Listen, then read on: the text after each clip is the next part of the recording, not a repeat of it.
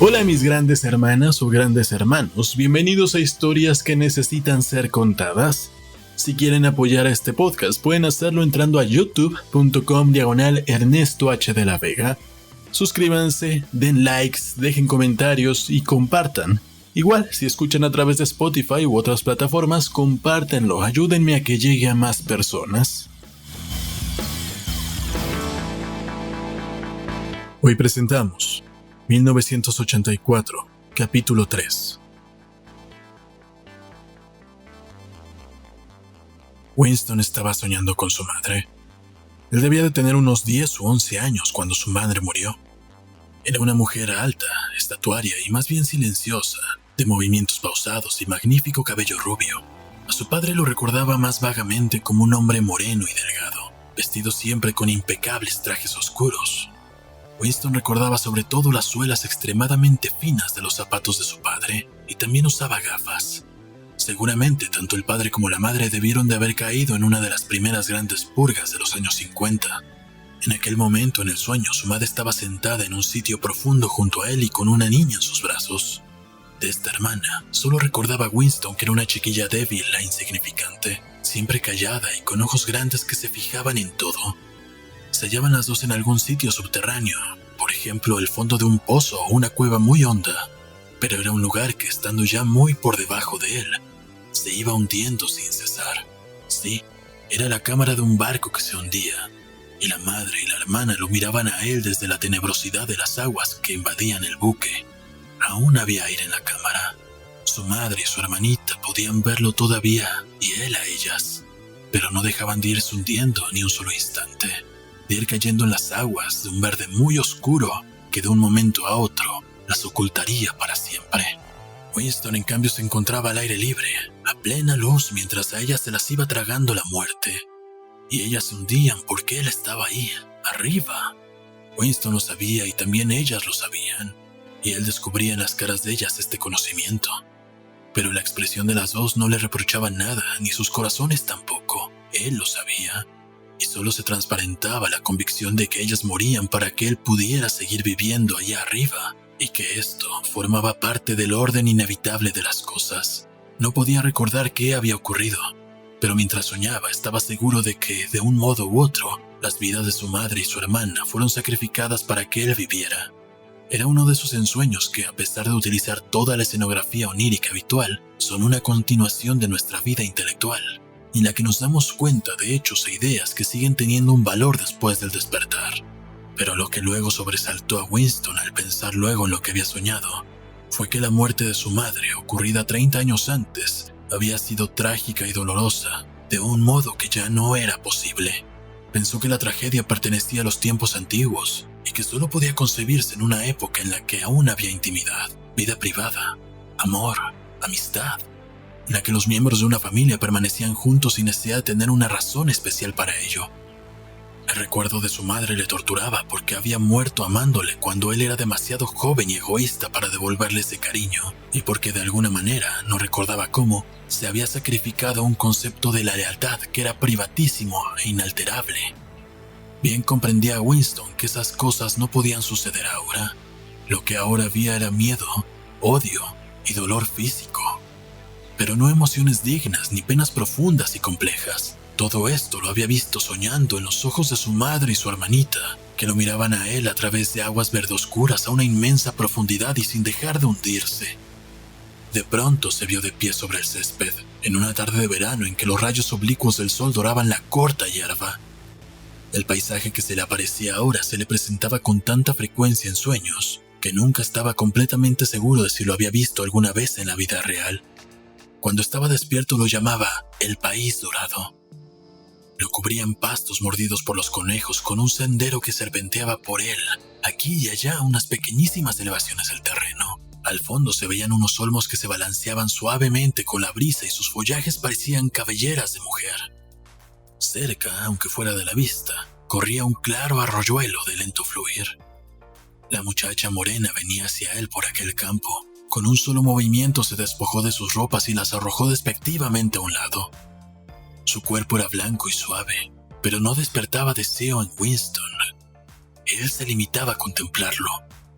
Lo que le llenaba de entusiasmo en aquel momento era el gesto con que la joven se había librado de sus ropas.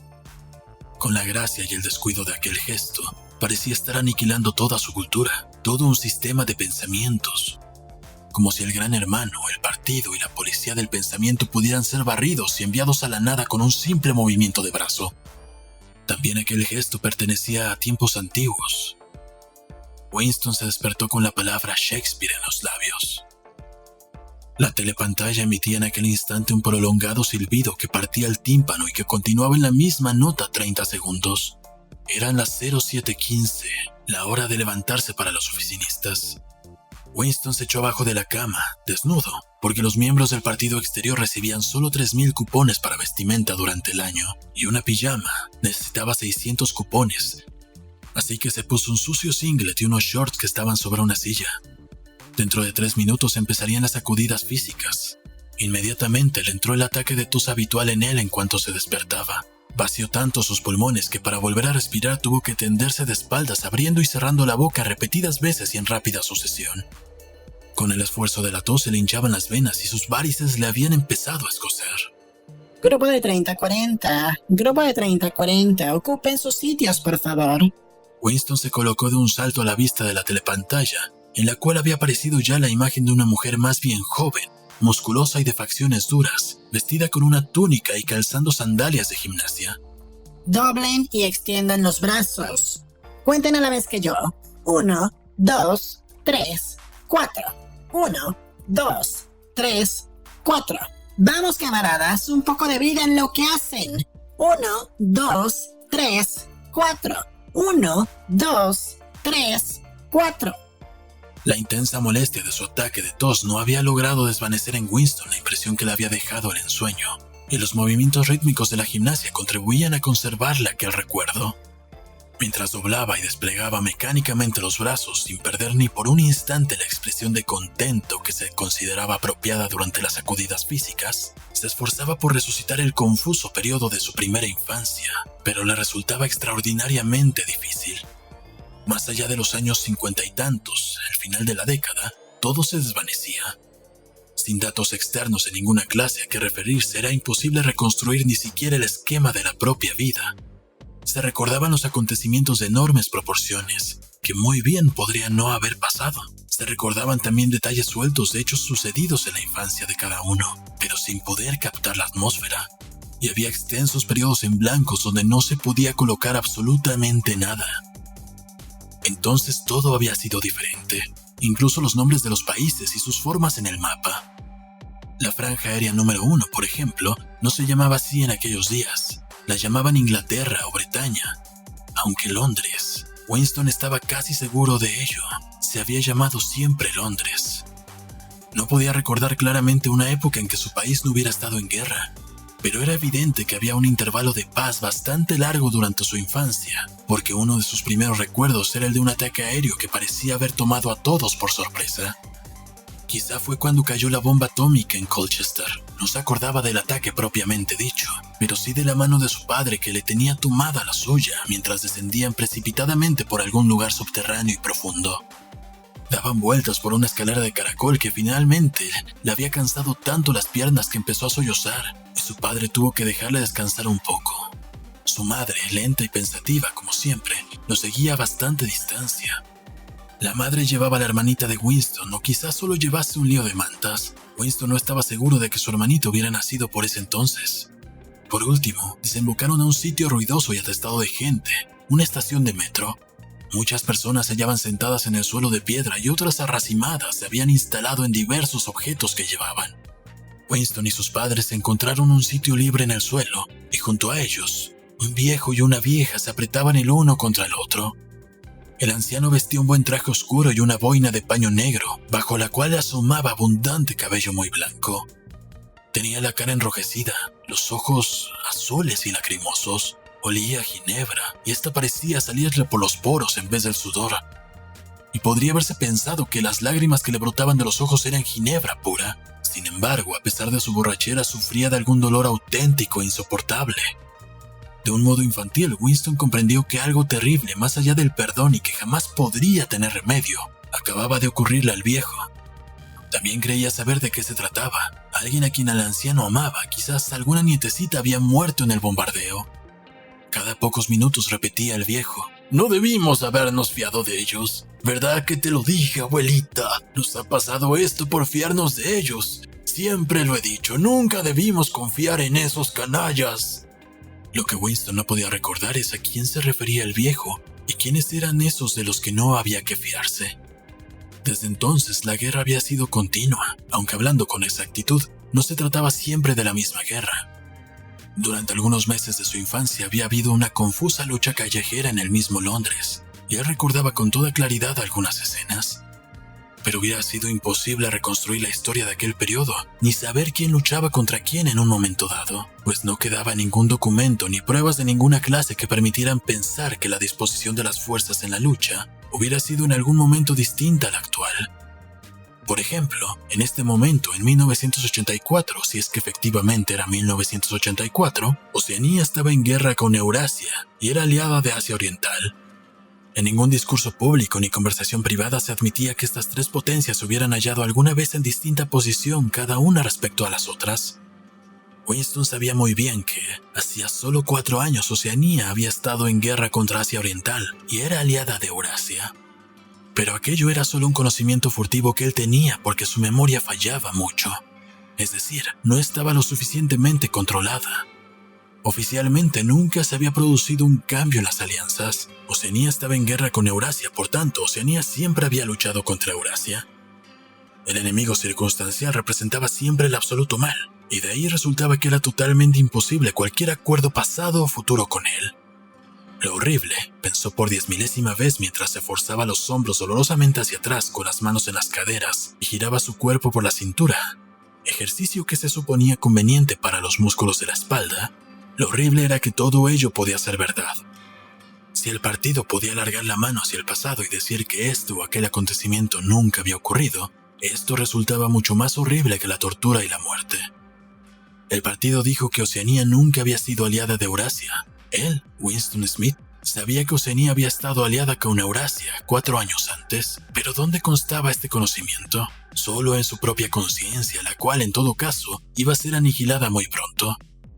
¿Y si todos los demás aceptaban la mentira que impuso el partido? Si todos los testimonios decían lo mismo, entonces la mentira pasaba a la historia y se convertía en verdad. El que controla el pasado, decía el eslogan del partido, controla también el futuro. El que controla el presente controla el pasado. Y sin embargo, el pasado, alterable por su misma naturaleza, nunca había sido alterado. Todo lo que ahora era verdad, había sido verdad eternamente y lo seguiría siendo. Era muy sencillo, lo único que necesitaba era una interminable serie de victorias que cada persona debía lograrse sobre su propia memoria. A esto lo llamaban control de la realidad, pero en neolengua había una palabra especial para ello: doble pensar. Descansen. Winston dejó caer los brazos de sus costados y volvió a llenar de aire sus pulmones. Su mente se deslizó por el laberíntico mundo del doble pensar. Saber y no saber, hallarse consciente de lo que es realmente verdad mientras se dicen mentiras cuidadosamente elaboradas. Sostener simultáneamente dos opiniones sabiendo que son contradictorias y creer, sin embargo, en ambas. Emplear la lógica contra la lógica, repudiar la moralidad mientras se recurre a ella, creer que la democracia es imposible y que el partido es el guardián de la democracia. Olvidar cuanto fuere necesario olvidar y, no obstante, recurrir a ello, volverlo a traer a la memoria en cuanto se necesitara y luego olvidarlo de nuevo. Y sobre todo, aplicar el mismo proceso al procedimiento mismo. Esta era la más refinada sutileza del sistema: inducir conscientemente a la inconsciencia y luego hacerse inconsciente para no reconocer que se había realizado un acto de autosugestión. Incluso comprender la palabra doble pensar implicaba el uso del doble pensar. La instructora había vuelto a llamarle la atención. Y ahora, a ver cuál de ustedes puede tocarse los dedos de los pies sin doblar las rodillas. Por favor, camaradas. 1, 2, 1, 2. A Winston le fastidiaba indeciblemente este ejercicio, le hacía doler todo el cuerpo y a veces le causaba golpes de tos. Ya no disfrutaba con sus meditaciones. El pasado, pensó Winston, no solo había sido alterado, sino que estaba siendo destruido. Pues, ¿cómo iba usted a saber el hecho más evidente si no existía más prueba que el recuerdo de su propia memoria? Trató de recordar en qué año había oído por primera vez del Gran Hermano. Creía que debió de ser por el año 60 y tantos, pero era imposible estar seguro. Por supuesto, en los libros de historia editados por el partido, el Gran Hermano figuraba como jefe y guardián de la revolución desde los primeros días de esta. Sus hazañas habían ido retrocediendo en el tiempo cada vez más, y ya se extendían hasta el mundo fabuloso de los años 40 y 30, cuando los capitalistas, con sus extraños sombreros cilíndricos, cruzaban todavía por las calles de Londres en relucientes automóviles o en coches de caballos, pues aún quedaban vehículos de estos con lados de cristal. Desde luego se ignoraba cuánto había de cierto en esta leyenda y cuánto había de inventado. Winston no podía recordar ni siquiera en qué fecha había empezado el partido a existir. No creía haber oído la palabra Ingsoc antes de 1960, pero era posible que en su forma viejolingüística, es decir, socialismo inglés, hubiera existido antes. Todo se había desvanecido en la niebla. Sin embargo, a veces era posible poner el dedo sobre una mentira concreta. Por ejemplo, no era verdad como pretendían los libros de historia lanzados por el partido, que éste hubiera inventado los aeroplanos. Winston recordaba los aeroplanos desde su más temprana infancia, pero tampoco podía probarlo. Nunca se podía probar nada. Solo una vez en su vida había tenido en sus manos la innegable prueba documental de la falsificación de un hecho histórico, y en aquella ocasión... Smith, 6079 Smith W. Sí, tú. Inclínate más, por favor. Puedes hacerlo mejor. Es que no te esfuerzas. Más doblado. Haz el favor. Ahora está mucho mejor, camarada. Descansen todos y fíjense en mí. Winston sudaba por todo su cuerpo, pero su cara permanecía completamente inescrutable. Nunca se manifiestan desanimados. Nunca se muestran resentidos. Un leve pestañeo podría traicionarnos. Por eso Winston miraba impávido a la instructora mientras ésta levantaba los brazos por encima de la cabeza. Y si no con gracia, sí con notable precisión y eficacia se dobló y se tocó los dedos de los pies sin doblar las rodillas. ¿Han visto, camaradas? Así es como quiero que lo hagan. Mírenme otra vez. Tengo 39 años y 4 hijos. Miren. ¿Ya ven que mis rodillas no se han doblado? Todos ustedes pueden hacerlo si quieren. Cualquier persona de menos de 45 años es perfectamente capaz de tocarse así los dedos de los pies. No todos tenemos el privilegio de luchar en el frente, pero por lo menos podemos mantenernos en forma. Recuerden a los muchachos del Frente Malabar y a los marineros de las fortalezas flotantes. Piensen en las penalidades que han de soportar. Ahora prueben otra vez. Eso está mejor, camaradas, mucho mejor.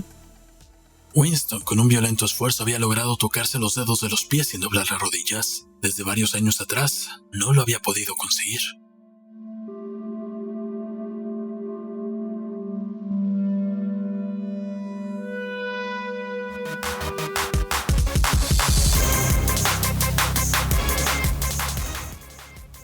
En el episodio de hoy conocimos un poco del pasado de Winston Smith.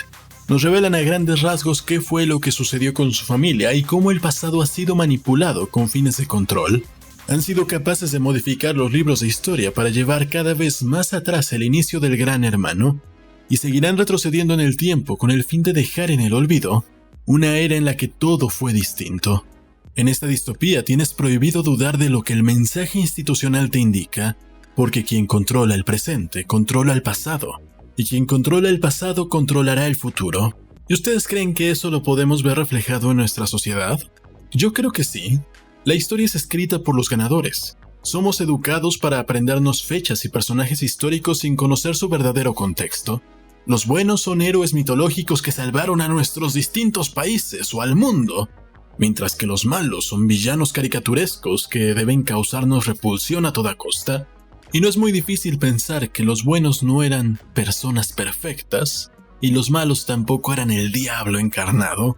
Para mí un ejemplo muy básico es el de Francisco Villa. Todos sabemos que era un ladrón de caminos. Sabemos que tenía muchos de los peores vicios, pero se le idolatra como si hubiera sido alguna especie de Robin Hood, que no lo era. Pero se ha construido un mito a su alrededor para no poner en duda la supuesta perfección de los revolucionarios, a pesar de que sabemos que todas las alianzas fueron traicionadas en algún momento. Lo mismo podría pasar si analizamos la historia de cada uno de los personajes históricos, pobres que en realidad nunca fueron pobres, ricos que no eran malos o abusivos con la gente que tenían a su cargo, aciertos o cosas buenas en quienes se terminaron convirtiendo en los villanos de la historia. A final de cuentas, todos fueron humanos y como humanos habrán tenido cosas buenas y cosas malas. Y sí, en la mayoría de los casos puede que hayan peleado por las razones correctas, pero tampoco es para que los idolatremos como entes magnánimos. Y esto, amigos míos, también tienen que aplicarlo para sus actuales ídolos populares. Tanto ídolos del entretenimiento, de la política, de los negocios, a donde sea que miren, siempre tengan un poco de criterio. Excepto si me miran a mí, mírenme magnánimamente. ¿O no? En fin, si quieren apoyar este podcast, entren a youtube.com/Ernesto H. de la Vega, suscríbanse, regálenme like, denle a esa maldita campanita para que les avise cada que suba video, dejen un comentario, compartan, de la misma forma si escuchan por Spotify, compartan el link con sus amigos, den follow. A ustedes eso solo le quita un par de minutos y me ayuda a que este proyecto pueda crecer. Si ustedes quieren apoyar económicamente también pueden hacerlo en patreon.com/Ernesto de la Vega o en los diferentes links que están en la descripción. Sus nombres van a aparecer al final de los videos. Y también, si ustedes tienen algún proyecto y quieren que hagamos alguna colaboración aquí o en Pobre Podcast, o si ustedes han escrito historias y quieren compartirlas con el mundo y creen que mi voz sea adecuada para ello, manden un correo a historias@ernestodelavega.com. Yo personalmente los voy a estar revisando para ver qué es lo que ustedes escriben y hacer las respectivas adaptaciones. Muchas gracias por haberme acompañado el día de hoy. Nos vemos en el siguiente episodio. Yo soy Ernesto de la Vega.